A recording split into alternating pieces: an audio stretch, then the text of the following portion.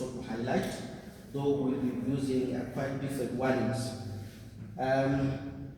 The first area is the legal and civic dimension of marriage in Kenya.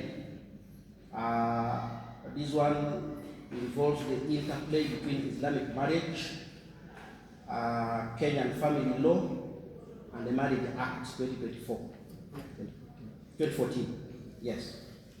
And then registration of marriage and recognition of Islamic marriages in court.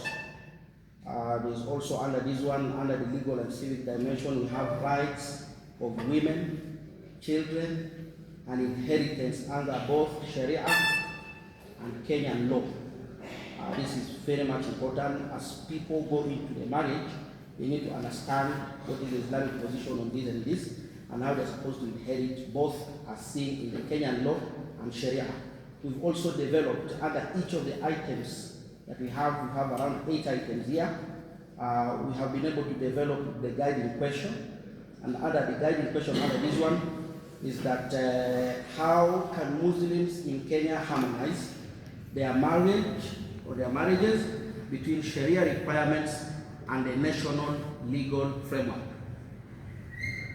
2, financial literacy and the economic foundation of marriage. This is the second aspect. Under this one, Islamic perspective on marriage, dowry, and the practical application in Kenyan society. That one should be put clear as people prepare for the marriage. They're supposed to be trained on this. They're also supposed to be trained on the joint financial planning, savings, investment, and debt management. That should be something that is very clear as you go into this particular field of marriage. Both the spouses are supposed to understand what it takes to make what is and to make an investment. Challenges of unemployment, sometimes employment will be there. Kuna watu wanatoroka. Kipatikana kama mwanamume anapata hakuna kazi, that's the end of marriage. So it's very much important to understand the challenges of poverty, economic pressure on family, and whatever is likely to happen in future, despite the current status when they are going into this particular contract.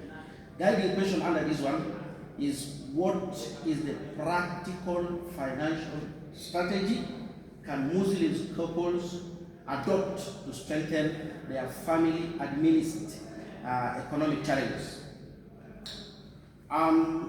The third area is gender role, equity, and contemporary challenges. We have 2 areas under this one that can be looked at. That is understanding the Islamic role when addressing issues of equality, respect, and shared responsibility. Navigating cultural practices that contradict Sharia. We have cultural practices that contradict Sharia. For example, excessive dowry or bride price negotiation in cases where it conflicts with Islamic law. Then the guiding question under this one is, how can Muslim couples balance the traditional gender role and with modern expectation while staying true within Islamic principle? Number 4, health and well-being in marriage. Health and well-being in marriage. Of course, some of the brothers here have been able to actually highlight about it, the issues of premarital, the importance of having checking on the premarital health check, that is HIV, genetic, counseling, reproductive health. People are supposed to be trained on how supposed to go about it.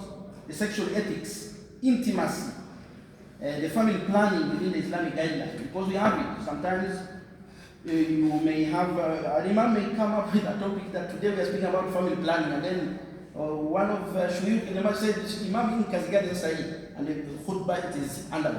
You know, so some of these challenges we've been able to face in some areas. And then we have issues to do with the mental awareness, stress management, and substance abuse issues that affects the family. This one should be brought into the attention of people who are preparing to marry. The guiding question under this one is, why is addressing physical and sexual and mental health essential for building strong and sustainable marriage in Islam? Number 5,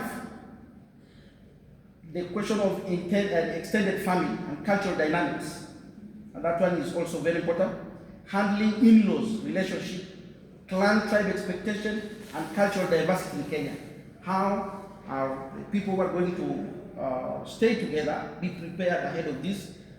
Then balancing nuclear family, autonomy with extended obligations, the extended family obligations. And number 6, marriage in the modern context. Marriage in the modern context. Technology and marriage, social media, the online relationship, digital boundaries. People, the spouses are supposed to be prepared of what is likely to happen. Like, just to take an example, recently someone called me very early in the morning, and then me, when at home, I always put my conversation loudly, loudspeaker. Hello, habari gani? Mzuri. Wewe utawacha lini wanawake wa watu? And my wife is listening. Shida iko wapi? Karibu ni zirani. Karibu pasuke nikie ndani. Lakini hali haiwezi kupasuka kwa sababu ya mtendo yetu. Matatizo kama hayo. So you see, those challenges are there. So I was able to harmonize as a person who understands dynamics in what we call the social media. And then migration, urbanization, and long distance marriage. We have people go to Sudan, drivers, we go to Congo, Kinshasa, or Goma, and the wife is here in Nairobi. How are we supposed to go about it? Then interfaith marriage, the interfaith marriage and the conversions in Kenyan society. That one should also be brought into the attention of those who are going to go into this particular contract. The guiding question under this one is, what challenges and opportunities does technology present for Muslim marriages today? 7, I said I have 8 points. This is the 7th one.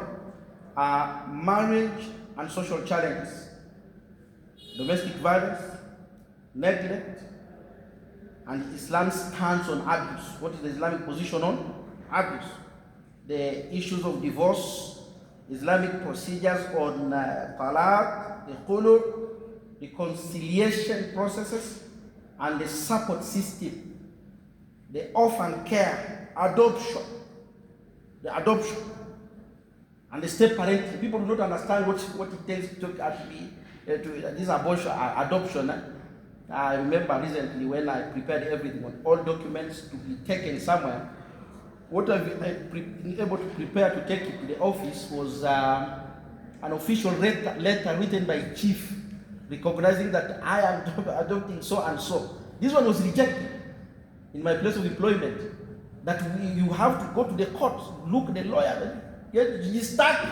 I was not understanding this dynamic. So we need to, as people are preparing to get married, they are supposed to be informed on what is adoption. So kuchukua tu mtu nakutana naye, hiyo ni kienyeji hapa Kenya hapa. So these are things that are supposed to be taught with very clear understanding, and are supposed to understand. And then how can Islamic teaching guide families to address social problems like domestic violence and divorce constructively? And this one stands as the guiding question. Then lastly, of course, as professionals who are here, we are chaplains, and it's very much important that community and chaplains role in marriage, especially different professions who are here, as the course is integrated into the learning area.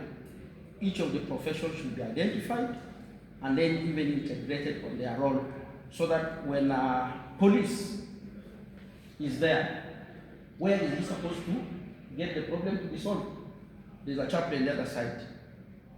But they also need to understand where is exactly I'm supposed to get the solution on this and this that is affecting me. There's a psychologist in the other area, so they can be able to go and attend to the psychologist. So it is also important to integrate as part of the importance of this particular curriculum, all professions that are here to be included in a specific way into the framework of whatever is supposed to be here. So this is our presentation, and this is our contribution. Inshallah, may Allah make it easy for us.